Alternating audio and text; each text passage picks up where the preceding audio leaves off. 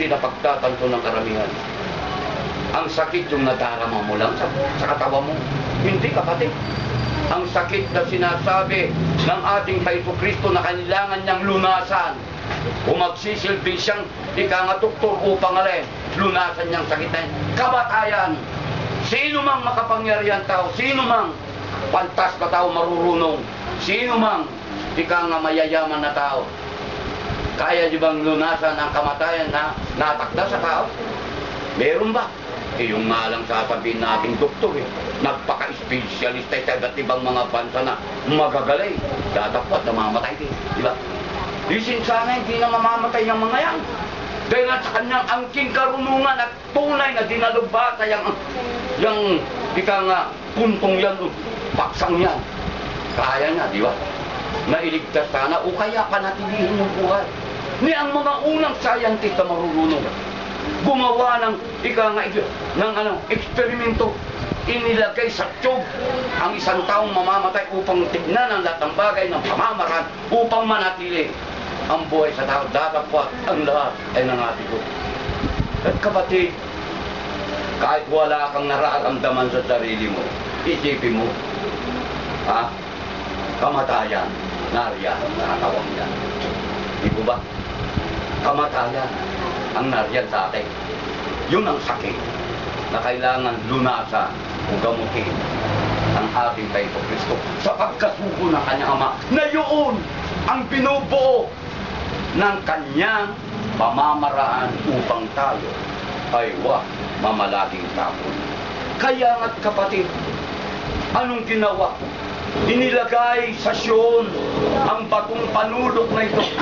Sa atin na mananampalataya, sumampalataya, mahalaga, hirang at tunay na hindi tayo mga titiko.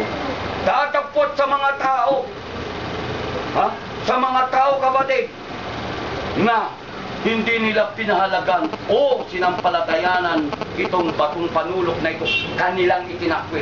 Tatapot yung pagkatakwil nila, siya rin ginawang batong panulok na walang iniwan sa pagtayo nila sa sariling pananampalataya nila, kanilang pinapalagan ng pangalang Jesucristo.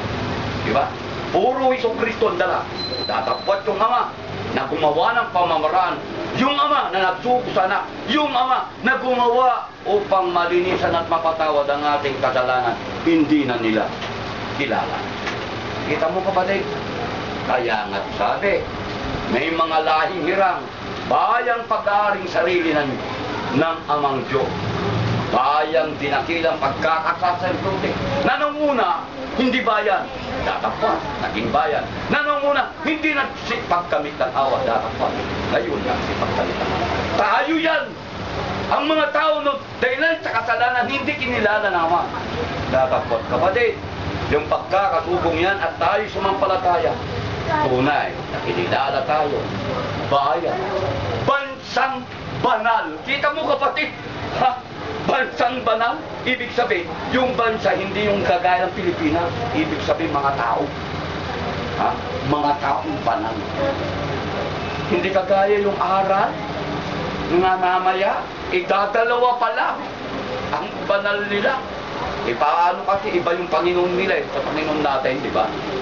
So, bansang banal, ibig sabihin, mamamayan ng mga taong banal. Kita mo, dami nating banal sa kanila. Paano kasi, anong pagtanggap nila sa banal? Pag sinabi mong banal, pag sinabi mong banal, sa isang tao, hindi ka na nagkakakala. Mali ang panuntunan nila, kapatid. Tunay para sa kanila, na hindi na nagkakasala, patay na eh. Ano pang magagawa ng tao na yun? Pero, ito ang kasinungalingan. Sabi sa nabasa kanina ni Apostol Pablo sa Roma, lahat nagkasala. Hindi sila makasalanan nung sila'y nabubuhay. Kasinungalingan, sabi ni Apostol Pablo, pag sinabi mong hindi ka nagkasala, sinungaling ka. Kita mo?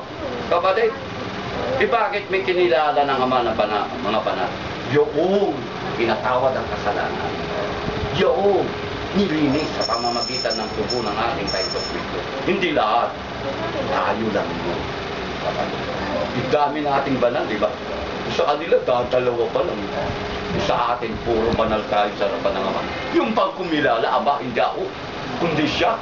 Kinikilala niya tayong banal. Kailan sabi nga niya, kayo'y mga bansang banal. Bayang pag-aaring sarili ng Ama. Mga minamahal na kapatid. Ito ang tama. Kaya nga sa atin, mahalaga ang ating Kristo. Hindi lang sa tanggapin, kundi alin. Ha? Tunay na sampalatayanan. Ngayon kapatid, paano makakalunas o makagagamot sa buhay ng tao ang Panginoon Kristo na sinugod ng Diyos? Paano? Ito na po. Isinugo itong doktor upang tayo gamutin dahil may sakit tayo. Paano?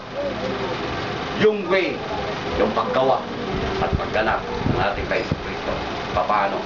Isang pangyayari na ang isang yunuko, o ibig sabihin ng yunuko kapatid, ay hindi siya likas na yunuko. Dahilan sa mga panahon na nauna sa karya ng Maharlika, yung mga hari, reyna, yung mga lalaki, kung ikaw ay tagaligod ng reyna, alam mo naman ang hari nun ayaw, mga masasabi nating siluto, kaya kinakapon. Ibig sabihin ng yunuko, kapon. Kinakapon. Ngayon yung yunuko, may pupuntahan na kakaraw. Babasa siya ng banal na aklat. Sa aklat ni Isaya. Ngayon, sa pamamagitan ng Espiritu, inutusan ang lipod na Filipi upang kanyang ipaunayo yung binabasa ng yunuko. At nang maliwanagan o maunawaan ng yunuko, dahil na nasabi ni Filipi na kailangan sumampalataya, sampalatayanan ng buong puso at mabangkisan. Kaya sa kanilang paglalakad, nakita nila, sabi ng yunuko, narito ang tubig. Anong makahadlang na hindi mo babautismo? Ang sabi ni Filipe sa kanya, sinasampalatayanan mo ba ang ating Panginoon Kristo ng buong puso? Sabi niya, magagawa. Sabi niya, sumampalataya. Kahit nabautismo. Kaya dito kung paano, sumampalataya ka ng buong puso, hindi lang yung pagtanggap. Sumampalataya. Na ibig sabihin ng pagsampalataya, napakahulugan at napakalawak ang kahulugan, kapatid. Na kung saan hindi lang yung pagtanggap, kundi pagsunod sa utos ng Ama. Na gaya ng anak, sumusunod o tumatalima sa utos ng Diyos. Bakit kasi? Ang ating Panginoon Kristo inilarawan sa isang lingkod na siya ayon sa Apokalipsis 3:20, siya ay nakatayo sa pintuan ng bahay, tumutuktok, at sino man ang magbukas, makikipanangan siya at makikisala. Nakita mo, kapatid, yan ang panlunas na lahat, wala siyang ikangay tinatanging bahay. Lahat ng bahay, basta't siya'y tumutuktok, nakatayo sa harapan ng pintuan ng iyong bahay, at pag binuksan mo, siya'y makikipangain ka kayo. Kita mo, kapatid, dahilan. Sabi nga ng banal na kasulatan, ito, kapatid, ang napakahulugang paggamot. Kung paano gagamutin tayo ng ating Panginoon Kristo na sinugo ng Amang Diyos mismo. Dito po sa Kalutan, tulad ng Apostol Pablo, Kapitulo 2, talatang 6. Kung paano nga na inyong tinanggap si Kristo Jesus na Panginoon, ay magsilakad kayong din sa Kanya. Kung anong nilakaran o ginawa o pagsunod o pagtalima ng ating Panginoon Kristo sa Amang Diyos sa Kanyang mga utos, ganun din nang sa magkagayon sa pagtanggap mo at pagsampalataya, ganung larawan upang ikaw ay magagamot o malulunasan ang iyong sakit na kamatayan. Hindi lang pagtanggap, kapatid. Kaya nga't anong nakikita natin sa mga pakunwaring tao, namamanata daw sila. So paano pa lang pagdating ng tinatawag nilang mahal na araw, makakakitaan mo ang napakaraming nagpipinitensya hanggang sa les. Ipako nilang sarili nila sa krus, di ba? Datapat panay pakunwari. Nang ipako ang Kristo, sinibat sa tagiliran hanggang sa mamatay.